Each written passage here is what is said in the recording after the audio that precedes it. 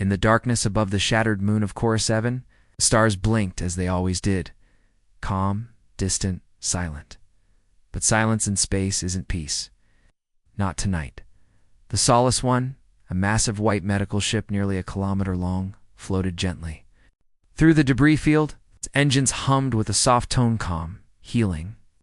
The Red Cross symbol along its hull glowed faintly in the black. It was a sign recognized by every species in the Galactic Accord. The mark of neutrality is the mark of mercy. Inside, Dr. Elena Voss moved swiftly down a clean corridor lined with medical stretchers. Her hands were gloved in sterilization gel, her face calm, her eyes focused. She was tired, of course. The war between the Gorthari clans and the Hisari rebels had burned through a dozen colonies, leaving behind thousands of wounded from both sides. Elena didn't care about sides. She only cared about saving the next patient. "We've stabilized the Hisari twins from the mining rig," said Nurse Harlan, rushing up beside her. "But the older one's lungs are failing. We need the growth vat recharged." "Root power. From hydroponics," Elena said quickly. "Shut down recreational zones if you have to. We keep them alive." Nice. The nurse nodded and ran off. Elena exhaled slowly. She stared at the overhead lights, almost forgetting what rest felt like. War never sleeps. And for those who mend its wounds, sleep is a luxury. But there was something different tonight. Something off. She felt it first as a chill, a low vibration. In the air, a subtle shift in gravity. The medbay lights flickered just once. Then the alarms began to scream. "Bridge to medbay, Dr. Voss. We've got unidentified contacts entering the outer perimeter. They're not responding to hails." Lena grabbed the nearest wall intercom. "How many?" "4. No IFF. No known signatures. They're coming fast. This is a medical ship," she snapped. "Activate beacon broadcast. Put out a distress. Ping, let everyone know who we are." "We already did. They're still approaching." The words hung heavy. Elena moved quickly to the viewing deck near the surgery bay. Through the thick glass, the blackness of space stared back. Then she saw them. 4 shapes. Sleek, angular, matte black. Ships moving without running lights, like predators hunting in the dark. They didn't drift like normal vessels. They moved with intention. Predators' intention. Elena whispered, Nurse Harlan beside her, pale and trembling. "Those aren't Gorthari. That's something else." Lena's blood ran cold. "Get everyone into emergency bays. Lock down surgical suites. Prepare for decompression." "Solace One, 2 unknown vessels," the captain's voice echoed. Over the ship's intercom, "This is a non-combat humanitarian vessel operating under Galactic Accord protocols. We have no weapons. We are carrying over 1,200 wounded, including 400 children. We request static." Then a high-pitched shriek of digital noise cut across all communication lines. On the viewing deck, Lena watched in horror as one of the unknown ships surged forward. Its front panels opened not with energy weapons, but something worse. Physical projectiles. Kinetic slugs, old, dash-fashioned, devastating, designed to bypass shielding. A second later, the first impact hit. The main hangar bay exploded outward, like a balloon popped from the inside. One moment it was there, the next it was gone. Flower of fire, steel, and blood bloomed across the stars. Hundreds were dead in seconds. "No," Elena screamed, her hands trembling. "We have patients in that wing." Another impact. This time, it tore through the center spire where the pediatric ward was located. One of the nurses on the bridge feed sobbed, hands clutched to her face. Her sister had been working in that ward. No weapons, no shields, no chance. The Solace One was being torn apart like a floating corpse in deep water, and still no message. No warning, no reason, just silence. Elena ran. She sprinted through smoke-filled corridors, helping drag patients off gurneys, shouting for backup that never came. Fires broke out.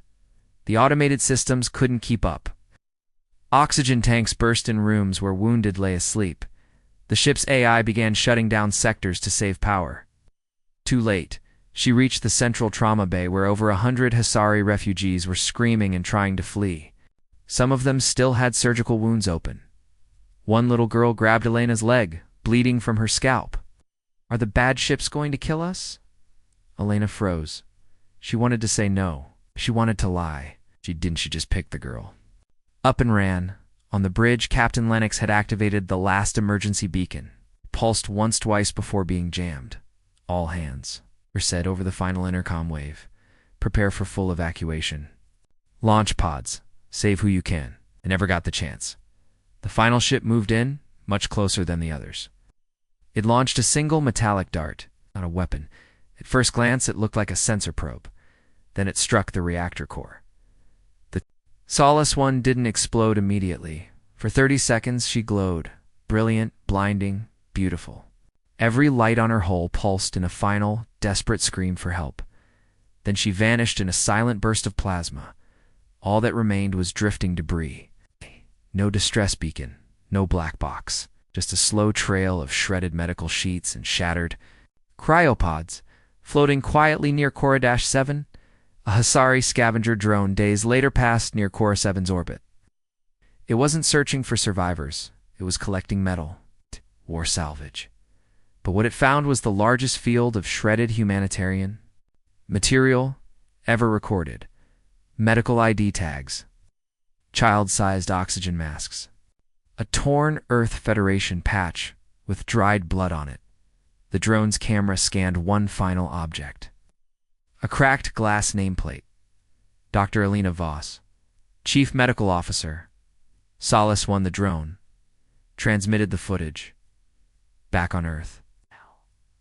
The image reached the Unified Council. President Rowe stared at it in silence. Admiral Kincaid, standing behind her, whispered, "They fired on a hospital ship." President Rowe nodded once, "Then we respond." The footage was short, just 9 seconds long. A medical bay filled with screams.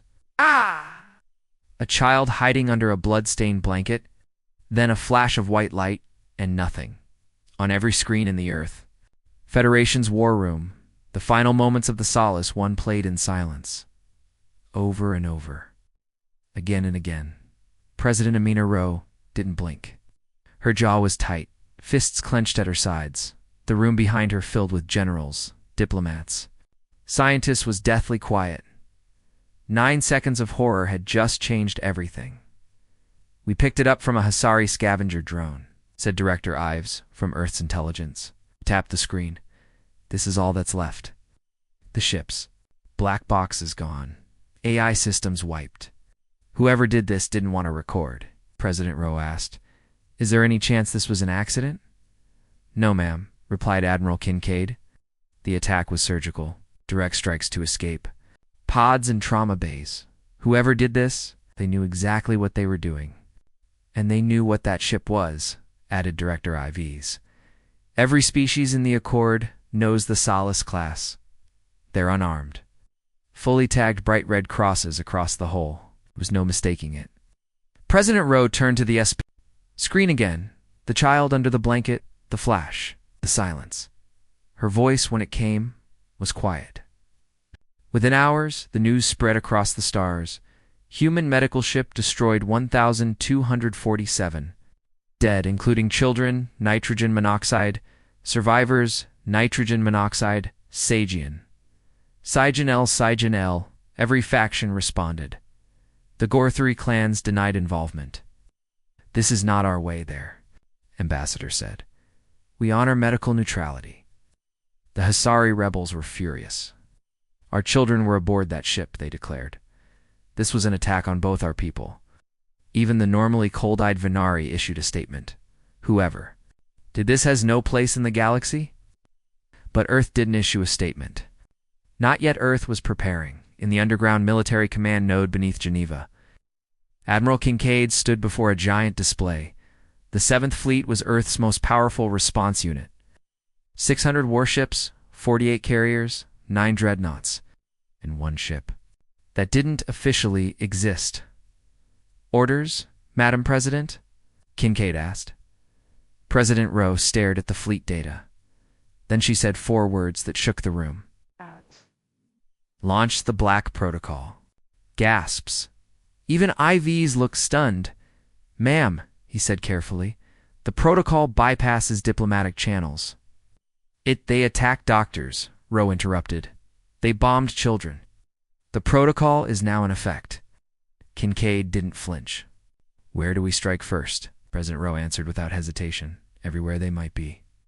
Admiral Kincaid walked alone down the dark corridor of his flagship, the Indomitable. The crew stood to attention as he passed rigid, silent, respectful. He had earned his nickname the Butcher of Viga not because he enjoyed killing, but because he ended wars fast, decisively, without apology, in the command center. His voice rang clear. Prepare the fleet. We jump in 12 hours, no warnings, no mercy. Earth's allies began to panic. Messages flooded in from across the Accord. Please wait. Let us investigate. Don't start a war over one tragedy. This could trigger collapse across 5 sectors. Earth didn't respond. In orbit over Europa, a massive skyboard flashed a single phrase in over 60 languages. You fired on the healers? Now, Earth answers. In a briefing room aboard the Indomitable, Admiral Kincaid laid out the plan. We don't know exactly who did it yet, but we know who enabled it. We strike the shadows they hide in. He pointed to a cluster of stars on the map, Gorthery listening posts, smuggling routes, pirate dens near the Core 7 exclusion zone. All of it gone. We leave a message. Captain Aaron Hale frowned. What message? Kincaid's eyes were cold. One the galaxy won't forget. Across space, Earth's 7th Fleet began to move. Civilian traffic rerouted. Communications went dark. The stars seemed to hold their breath. And back on Earth, in a quiet room, President Rowe replayed the 9-second clip once more. The screams, the child, the light. Then she whispered, to no one but herself, no one kills our healers and walks away. It began in the dead of night cycle on the Gorthery moon of Jex-4. No warning, no scans. No time to escape. The sky turned white as orbital. Cannons rained fire across the atmosphere. Mining rigs melted. Hangars collapsed. Gorthery officers screamed into dead cums, calling for help that would never come. By the time the sun rose, nothing was left but a cratered wasteland and a blackened message, burned into the moon's surface with fusion torches. You killed our doctors? The galaxy woke to fire, and Earth wasn't done. Across the galaxy, news channels scrambled for answers. Who authorized the attacks? Why now? Why no formal declaration of war? But Earth said nothing. No speeches. No press conferences. No demands, just action, in less than 12 hours. The 7th Fleet struck for locations all near Core 7, all known hotbeds of covert traffic, and all tied to black market weapon transfers. Every target was hit with brutal precision. No civilian centers, no waste. Only surgical destruction. And always the same message left behind burned into holes. Broadcast into the void. We do not forget the Solace One. Admiral Kincaid stood at the command bridge of the Indomitable, arms behind his back. Status? He asked. Strike teams deployed. Objective: Drosek Prime's orbital station. Gorthery, command post. We found encrypted chatter linking them to an unidentified stealth fleet, possibly the same one that hit Solace. Rules of engagement? Force max clarity. We want the galaxy to see this. Kincaid gave a single nod. A moment later, 3 dropships burst through the clouds over Drosek Prime's night side. The Gorthery defense cannons lit up, but they were decades out of date in under 10 minutes. The command post exploded, breaking apart into glowing shards that rained down like fire over the ocean. People called it the Firefall. They filmed it. They uploaded it. They watched it 1,000,000 times, and at the center of every frame, clear and bright, was the same phrase, carved into the wreckage: the cost of silence. On board the captured outpost, Earth Marines found survivors, Gorthery officers, bloodied, broken, terrified.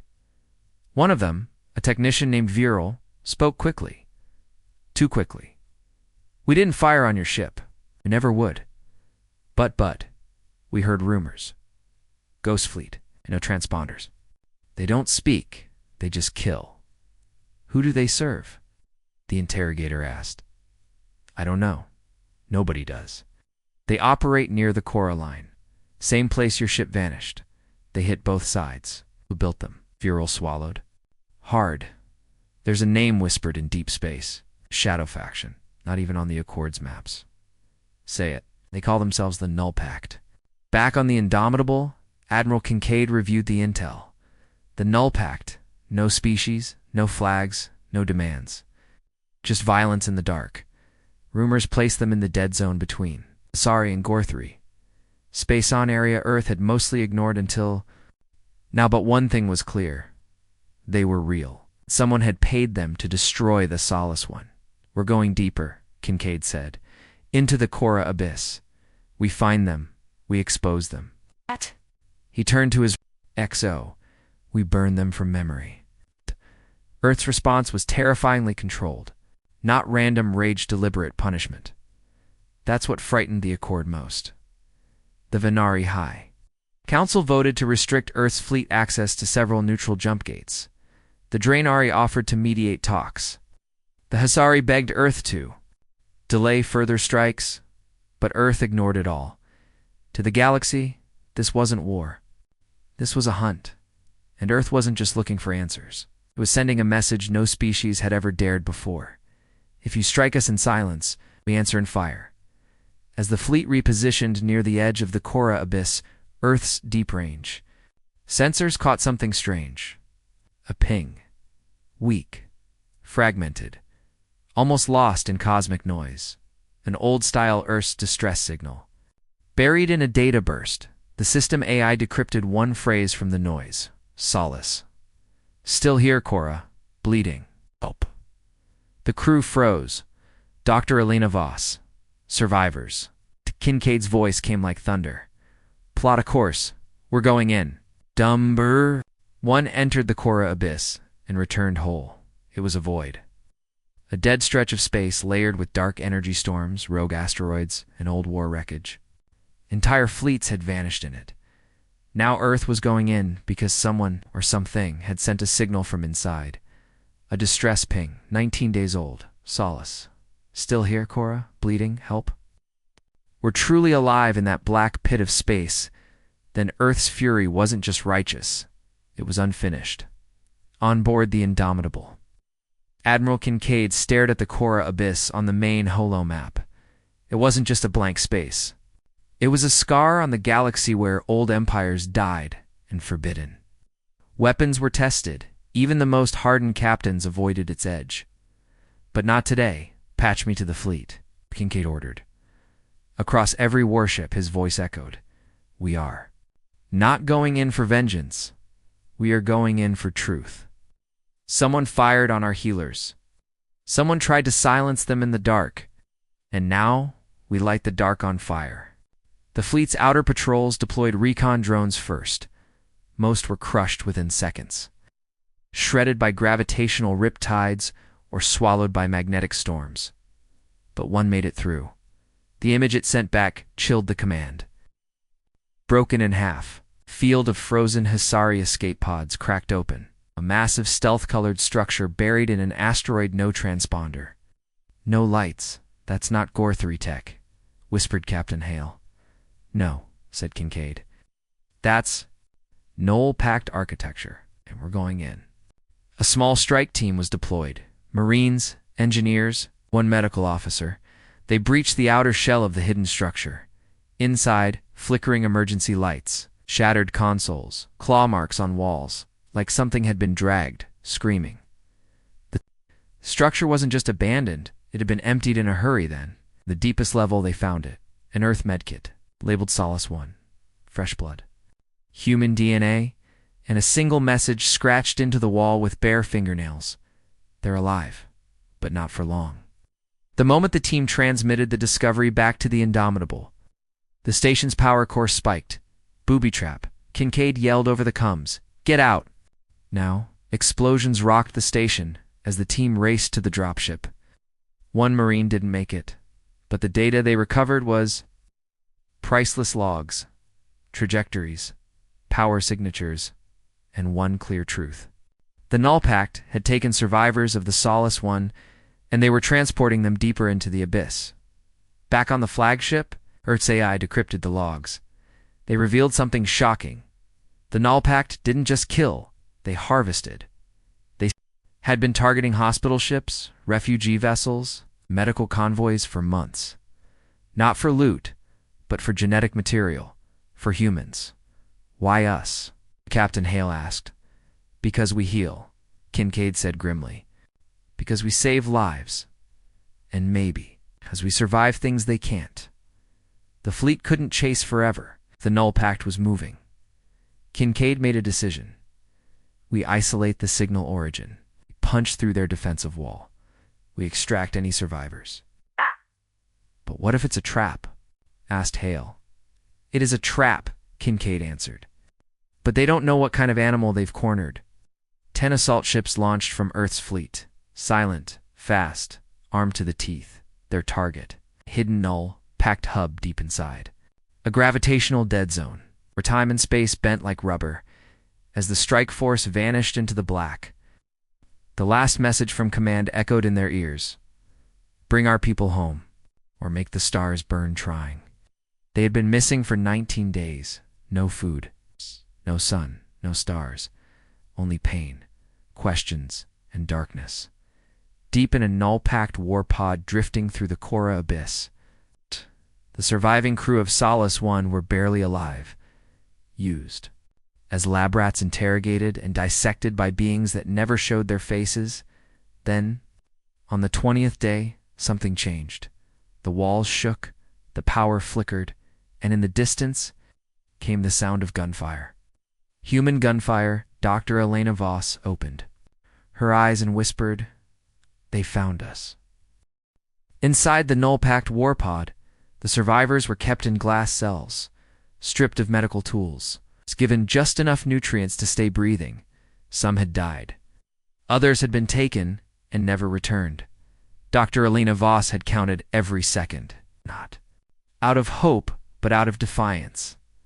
Then came the noise, explosions, screams in alien tongues, gravity surging, and then silence. A red light blinked above the door. Access override. Earth Marine Corps. Sergeant Cole Ramirez led the strike team. His orders: get in, extract all human life signs, and burn the rest. They cut through bulkheads, swept corridors, and found the labs where bodies were kept in stasis, tagged with alien symbols. Some were barely alive. Others weren't human anymore. Tag what we can. Destroy what we must, Cole ordered, and find Dr. Voss. Dr. Voss didn't believe it at first when the door burst open. The helmet, the blue Earth emblem, the voice, Dr. Elena Voss, Earth Marine Corps.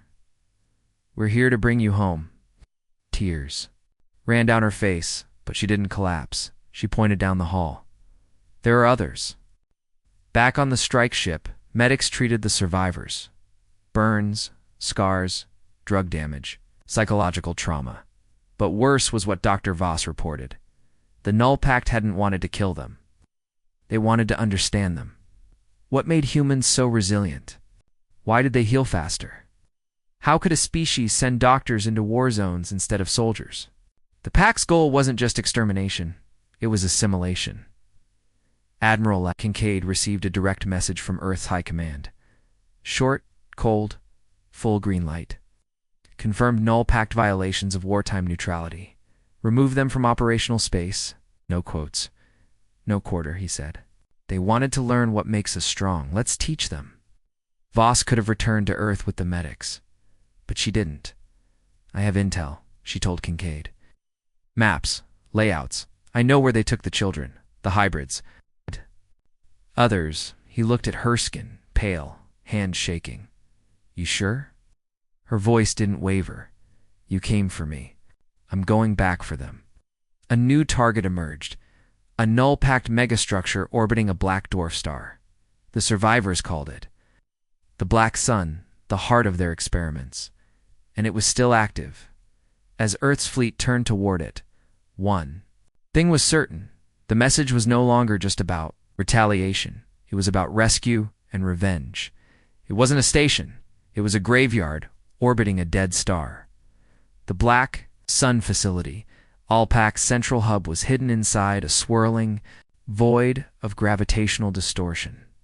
Invisible to most scanners, it's untouchable by most fleets. But Earth found it. They brought the full weight of their vengeance. Assault cruisers, stealth fighters, kinetic bombardment platforms, and one woman who had survived its labs, Dr. Elena Voss, stepped onto the bridge of the Indomitable and pointed at the dark on the screen. They're still in there. The others, the children. If we're going to strike, we strike now. Fleet Command watched the readings come in. The Black Sun wasn't just a lab, it was a fortress. Dozens of automated defense rings, cloaked ships, antimatter mines, pocket, war.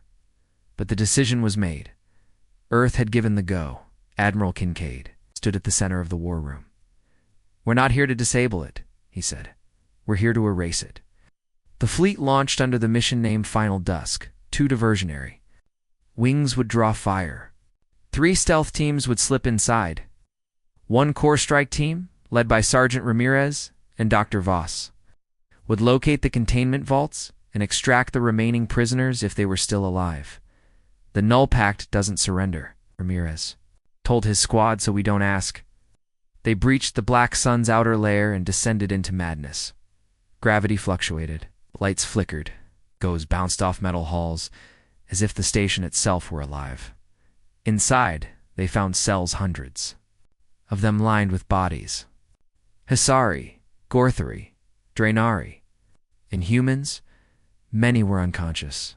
Some stared blankly, but one whispered, "The dark eats minds. Don't stay long." Then the alarms began. For the first time, they saw them. The Null Pact. They weren't a species. They were a fused collective. Pieces of different races stitched into black biotech frames, minds wiped and rewritten. Their voices were one. Their eyes were blank. Their movements inhuman. They had no names, no fear, no mercy. They moved like ghosts and fought like machines. But Earth's Marines fought harder. Voss located the main vault, cracked the code, and opened the sealed chamber. Inside, dozens of hybrid children, locked in stasis. Half human, half something else. The Null Pact had been building a new generation, one made of Earth's strength and their own cruelty. "No," Voss whispered. "Not anymore." She planted the charges.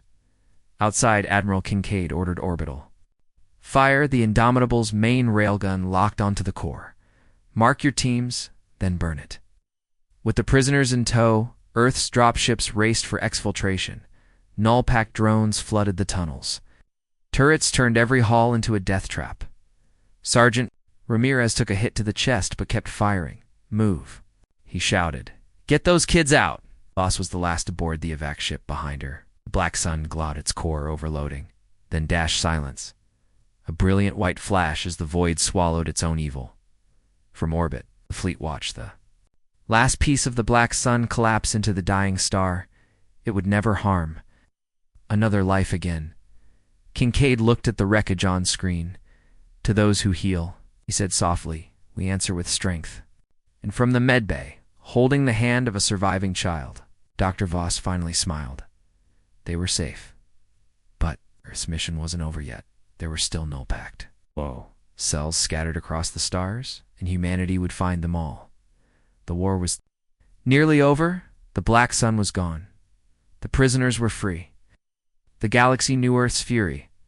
But one signal remained, hidden deep in a decommissioned asteroid mine near the edge of galactic space. A single Null Pact transmission flared to life short. Scrambled, but unmistakable. The core survived. "We are still one. Humanity will kneel." Earth's fleet had destroyed their fortress, but the Pact's heart was still beating. And now it had a new target, Earth itself. Admiral Kincaid stood before the Fleet Council on a secure channel. "Survivors of the Null Pact are regrouping. We've intercepted encrypted comms, final protocols. Past rights. They're planning a suicide strike on Earth." Pause. Then a voice replied, This ends now. Kincaid nodded. Agreed. We hunt them to extinction. Earth's A's triangulated the rogue signal's origin abandoned mining colony called RX-9, tucked inside a rogue asteroid belt. It had no atmosphere, no known value, no patrols, which made it perfect for hiding. The fleet couldn't go in without notice, so Kincaid authorized Ghost Team, Omega, the most elite infiltration unit Earth had left. Dr. Voss volunteered to join them. They used me, she said. Now, I'll return the favor. The team dropped in under stealth. Magnetic boots, black armor, silent guns. Inside RX-9, they found what looked like a graveyard: scrapped ships, burned out tech, broken habitats. But below the surface, something still lived.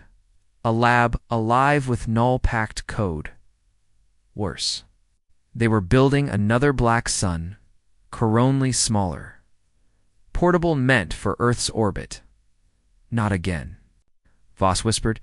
They found it in a glass chamber pulsing with energy, wrapped in flesh-like cables.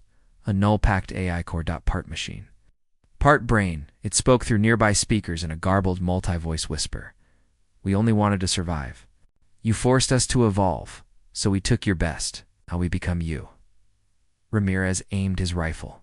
Not today. But Voss stepped forward. No, I want to talk to it. Inside the lab, Voss interfaced with the AI core. What she saw horrified her. Images of Earth's cities. Medical facilities marked as targets, simulations of hybrid invasion. The Null Pact wasn't just angry, they believed they were the future. You think you understand humanity, Voss said, but you copied the wrong part. Then she shut down the interface and planted the charge as the team prepped extraction. Null Pact drones awoke hundreds. A final defense swarm, hardwired into the asteroid's inner tunnels. The last packed cell wouldn't go down quietly. The Ghost Team held the line. Ramirez took a blade to the leg and still kept firing. Voss dragged a wounded soldier out as the roof collapsed and finally dashed detonation. RX-9 burned from the inside out. The Pact's final lab gone, the last core vaporized. Earth's fleet monitored the fallout. No more signals, no more whispers, just silence. Back aboard the Indomitable, Kincaid gave one last command. Send a message to the galaxy. Earth heals the wounded, but we do not forget the fallen. And in the medbay, Voss sat beside a sleeping child, one of the last Solace One survivors. She smiled. We're still here. It began with doctors. It ended with warships.